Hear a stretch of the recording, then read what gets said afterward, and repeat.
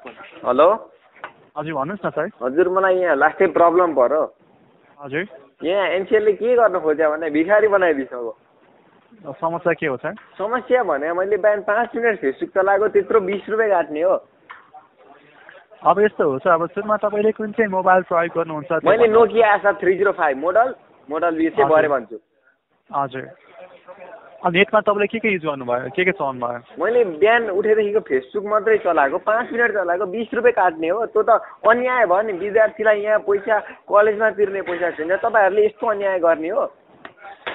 अब सर पैसा काट्ने भनेको अब तपाईँको कति एमबी युज भएको छ त्यसकै हिसाबमा काटिने हो सर। तपाईँ मेरो मोबाइल नम्बर लिएर चेक गर्नुहोस् कति एमबी युज भयो।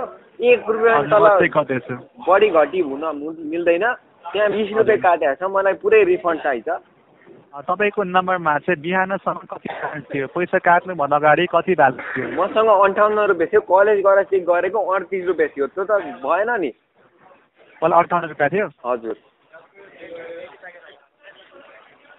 जब चाहिँ तपाईँको आज बिहान तपाईँको ब्यालेन्स भनेको 52 रुपियाँ मात्रै थियो सर आज बिहानदेखि। ल त्यसो भए 16 रुपियाँ त्यहाँ तपाईँको 7 पैसा, 8 रुपियाँ 51 पैसा, 2 रुपियाँ 41 पैसा, 2 रुपियाँ 75 पैसा, फेरि 51 पैसा गरेर नेटमा काटेको छ।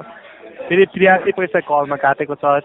हरेक ब्यालेन्स काटेको भनेको चाहिँ फोनमा र एसएमएसमा मात्रै काटेको छ। तपाईँको अब यो नेटमा काटेको ब्यालेन्स भनेको चाहिँ 2, 4, 8, 9, 12 कहाँ त्यत्रो हुन्छ? 13-14 रुपियाँ मात्रै काटेको छ। नेट मात्रै चलाउँदा नि त्यत्रो पैसा काट्यो। मैले कलेज गएर चेक गरेँ। तपाईँको नेटमा पैसा काटेको भनेको चाहिँ लगभग 8, 2, 10, 10, 3, 12 काटेको छ सर।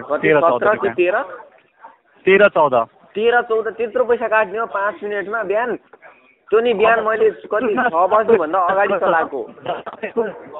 तपाईँको आज हजुर पहिला मेरो कुरा सुन्नुहोस् न। भन्नु।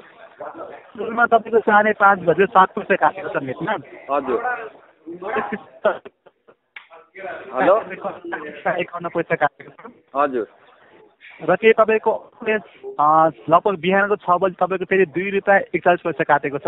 होइन बिहान हामीले 6 बजे ढाका टोपी लगाएको। कसरी पैसा काट्यो? ढाका टोपी लगाएको पैसा काट्ने हो। यहाँ अन्याय भयो। तपाईँको नेट काटेर पैसा काटेको छ। विश्वास छैन भने सिम कार्ड लिएर नजिकको क्यान्सर सेन्टर आउनु होला। होइन सर यो मलाई एनसिएलको पैसा फिर्ता चाहियो, नत्र म सिम निकालेर भाँचेर फालिदिन्छु।